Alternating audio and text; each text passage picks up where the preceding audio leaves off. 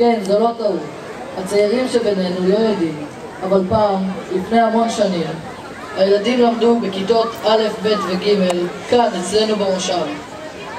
אביו התפרנס מדי, לאחר הצבא הוא עבר לחיות בדרום הארץ, ולפני 3 שנים החליט לסגור מעגל ושב למשפחתו לגור במכמורת.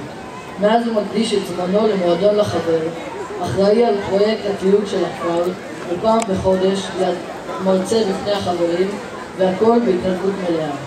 להדלקת משואת המתנדבים אני מזמין את גדי לויט.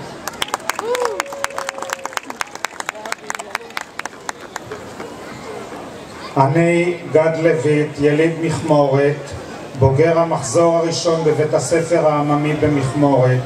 35 שנים גרתי בערד, עיר פיתוח בדרום. לפני 3.5 שנים הגשמתי חלום, פשוט לגור כאן במכמורת. חוויות הילדות הן אלו שיצרו את החלום. מאז חזרתי, אני מתנדב בכפר, מלווה את פרויקט תיעוד הוותיקים ומקרין סרטי טיולים במועדון הוותיקים.